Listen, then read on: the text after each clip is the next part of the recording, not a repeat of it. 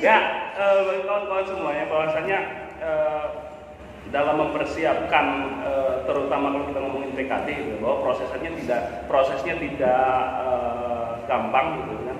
Tadi sudah disampaikan oleh teman-teman kita dari bidang 2 bahwasanya persiapannya itu lama sekali gitu. Dari jauh-jauh hari sudah mempersiapkan, mulai dari tadi pembekalan, kemudian menginventarisir masalah, kemudian perumusan gitu, terus drafting gitu. Ya, artinya untuk mewujudkan suatu PKB yang akan datang, PKB yang ke-7 ya. Iya, 7 ya. Ya, PKB yang ke-7, maksudnya prosesnya itu tidak tidak ujuk-ujuk ada gitu kan ya, tidak dilakukan dalam semalam gitu bisa. Jadi kawan-kawan semua begitu anggota dan pekerja secara keseluruhan bahwasanya ya inilah prosesnya gitu. Proses untuk pembaruan PKB itu dipersiapkan dari jauh-jauh hari gitu kan ya. Nah, kalau tadi kita ngomongin peranan anggota dari menyerap aspirasi dan lain sebagainya dalam bentuk proses pembaruan PKB, kemudian untuk drafting dan lain sebagainya, itu sudah. Nah, sekarang kita ngomongin peranan anggota dan lainnya. Tentu semuanya punya peranan, baik itu pengurus punya peranan, kemudian juga baper punya peranan, anggota juga punya peranan, termasuk juga dari perangkat kita yang di atas. Nah, saya pengen ngomongin peranan anggota pada saat nanti sudah mulai masuk perundingan, itu apa sih peranan anggota gitu kan ya? Ini buat ngejawab sekalian yang pertanyaan, ngapain sih kita demo-demo mulu padahal internal kita lagi banyak masalah. Ini peranan anggota lah. Secara umum peranan anggota itu apa gitu kan? Ketika nanti kita sudah memasuki perundingan PKB. Ya biar anggota juga paham, tahu kalau harus melakukan. Biar nggak ada omongan kita demo-demo mulu, enggak tahu. Ya. Ini bisik pada. Ya, apakah itu dia dalam memberikan dukungan dalam bentuk doa, dalam bentuk apa gitu, apapun. Nyadar mulu ya sama kontrakan ya. Bagus banget. Ya, secara umum gitu, peranan anggota dalam konteks pembaruan PKB itu sangat mutlak dibutuhkan gitu. Berhasil ataupun tidaknya berjalannya pembaruan PKB ini tergantung daripada anggota. Percuma kiranya ketika misalkan badan komisariatnya sudah luar biasa semangat, pinter-pinter gitu ya, terus juga pokoknya luar biasa lah.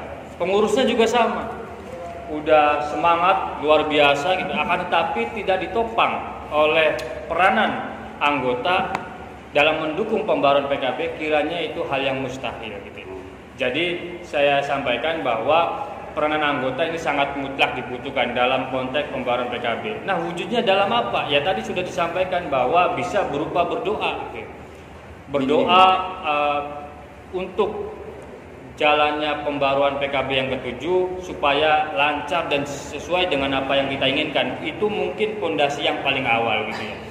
Terus yang selanjutnya poin pentingnya yaitu adalah mengikuti arahan-arahan badan komisariat dalam mendukung proses pembaruan PKB yang ke-7 gitu.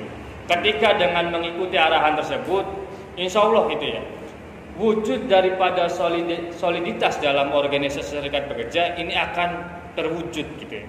Nah, kan juga dalam sisi tim rundingnya bakal melihat gitu cerminan seberapa besar dukungan anggota itu kepada tim runding pembaruan PKB. Ketika runding misalkan gitu Bung, terus kemudian di bawahnya terdapat anggota-anggota yang mengawal jalannya perundingan, saya yakin ini akan menjadi baterai tersendiri bagi tim rumus untuk lebih semangat lagi. Wah, ternyata anggota-anggota kita banyak yang mendukung, soliditasnya banyak gitu.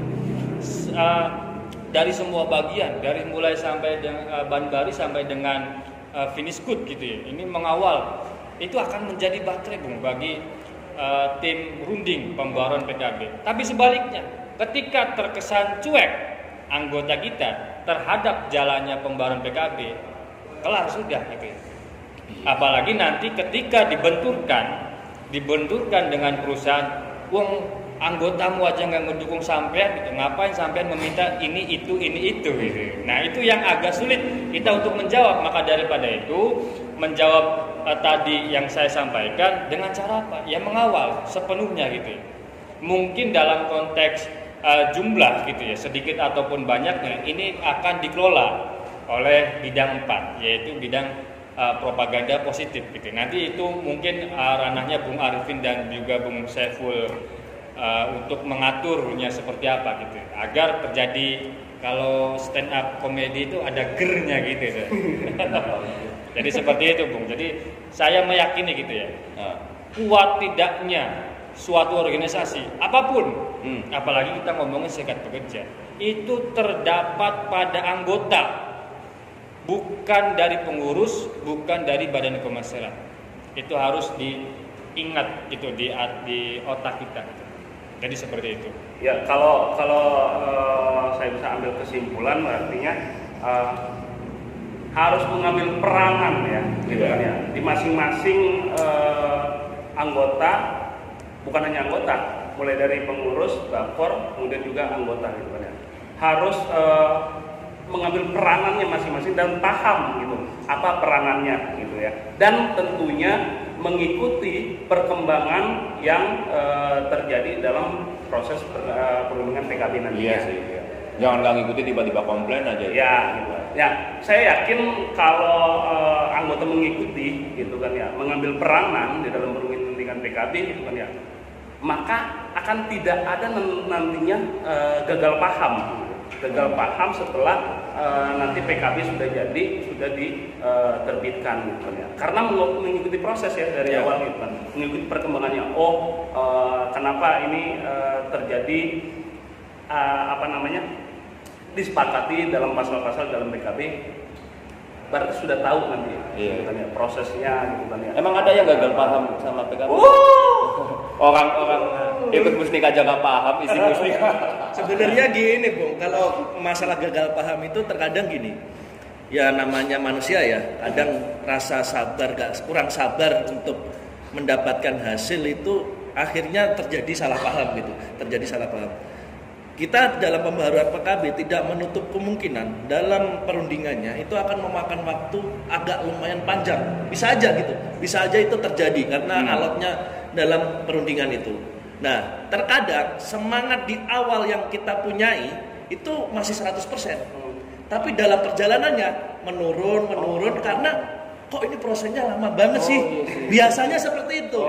Nah, akhirnya dalam proses yang lama itu teman-teman merasa semangatnya sudah menurun, terus udahlah saya udah sampai sini aja. Akhirnya informasi nggak nyambung, terjadilah salah paham. Makanya yang perlu kita jaga hari ini tuh semangat yang hari ini kita sudah miliki, tercermin dari kita solidaritas keluar, terus soliditas kita di dalam, itu harapannya kita tetap jaga terus peranan bakor menjaga api yang sudah mulai ini tersulut ini agar terus terjaga nyalanya gitu. Jangan sampai kita semangat di awal dengan semangat 100% karena alotnya perundingan memakan waktu agak lama terus menurun. Nah, yang perlu dijaga hari ini saya berharap peranan bakor secara maksimal itu menjaga semangat teman-teman anggota agar selalu dalam posisi mempunyai semangat yang 100% terus gitu sampai berakhirnya nanti perundingan dan kita selesai melakukan perundingannya itu. Harapannya seperti itu. Jadi anggota juga dalam kondisi semangat 100%, informasi terserap 100%, akhirnya kita selesai dengan bahagia bersama gitu. Terus saya menambahkan gitu ya, yang tadi Bung Dedi sampaikan. Apa sih manfaat kita demo lagi kan gitu ya. Kadang anggota yang banyak menanyakan ini ngapain demo dan lain sebagainya. Padahal urusannya di luar internal kita aja masih banyak itu. Padahal gitu ya. Dalam kita melakukan unjuk rasa ini untuk mendesak pemerintah daerah ataupun pemerintah pusat untuk mengeluarkan kebijakan sebagai dasar kerangka awal kita dalam melakukan perundingan.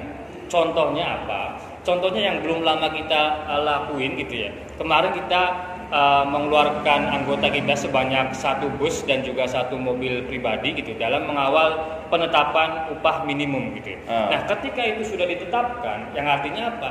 Nanti kita akan bawa ke meja runding di dalam perusahaan. Makanya penting ketika kerangkanya ada, tersusun dengan rapi gitu. Kemudian kita ketika membawa hal tersebut ke dalam perusahaan, kita pun akan semakin pede dan bisa dapat mengembangkannya gitu. Jadi itulah kenapa tidak henti-hentinya POK SPKP SPSI PT Multistrada Arah Sarana Tbk selalu mengajak anggotanya, badan komisariatnya, pengurusnya untuk berunjuk rasa ketika terdapat kebijakan-kebijakan tidak pro terhadap kaum pekerja ataupun kaum buruh. Karena kebijakan tersebut mau tidak mau, suka ataupun tidak suka, akan dibawa di dalam perusahaan sebagai kerangka awal melakukan jalannya perundingan, baik itu perundingan upah, perundingan PKB dan juga lain sebagainya. Maka kalaupun Bung Dedi, Bung Idris meneliti lebih spesifik gitu ya, ini sungguh luar biasa gitu. Kita sering kali di mana meja-meja ataupun ruang-ruang pemerintahan ketika terjadi unjuk rasa dalam penolakan kebijakan yang tidak pro terhadap buruh, POK SPKP SPSI PT Multistrada selalu hadir untuk menolak, karena itu sebagai wujud keberpihakan kita terhadap siapa gitu ya. Kalaupun kita hanya diam gitu, tenang, kita sudah aman di perusahaan, kita sudah sejahtera di perusahaan, kita sudah tidak pakai UMK dan lain sebagainya, suatu saat kelar sudah gitu. Jadi seperti itu Bung. Makanya di eksternal kita penting dalam melakukan desakan-desakan terhadap pejabat pemerintahan untuk mengeluarkan kebijakan yang baik. Kemudian di internal kita dapat mengembangkannya juga dengan baik. Jadi seperti itu. Abang. Ya, jadi nggak perlu kita keluar itu buat belain orang lain, tapi buat anggota kita juga. Buat kita sendiri. Iya. Dikiranya kan kita ini peduli keluar, tapi di dalam lagi ribet. Enggak, orang buat dasar kita juga ya. Nah, itu sebagai kerangka awal. Ya, sekali lagi kawan-kawan semuanya, gitu kan ya. Ambil peranannya masing-masing dalam kita mensukseskan perundingan PKB gitu.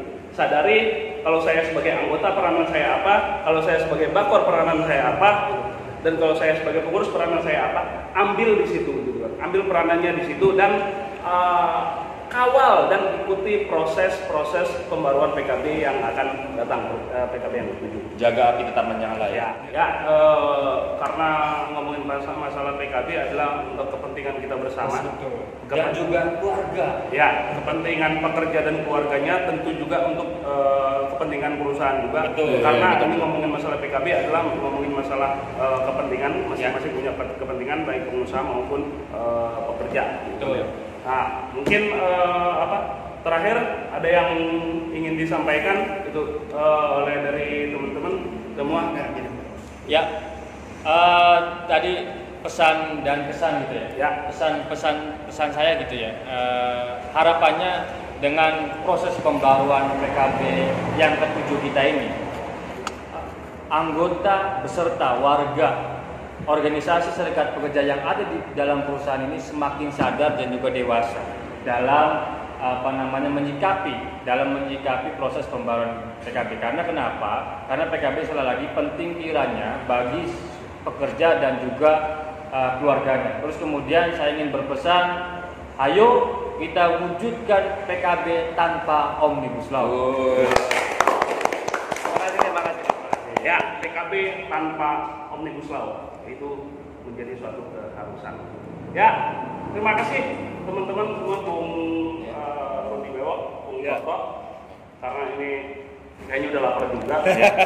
Hanya udah saya masih mau lanjut agenda yang selanjutnya masih dalam konteks pembaruan PKB. Jadi kalau mau ini ya udah. Malah kita diusir. Masih melanjutkan. Malah kita diusir pada tadi ini tempat kita, weh. Ini tempat kita. Tadi yang ngedatengin kita siapa nih? Ya udah nggak ngobrolin pembaruan PKB tiba-tiba datang. Udah namanya pengurus Jadi sosial kita tertunda ngelawan. ini pekerjaan saya. Ya udah biar fokus aja lagi. Sekali lagi terima kasih. Sampai jumpa di pertemuan selanjutnya. Oh, siap. Ya Bang, Kita lanjut lagi ya. Ya, siap. Oke, jadi begini, Bung. Yang ini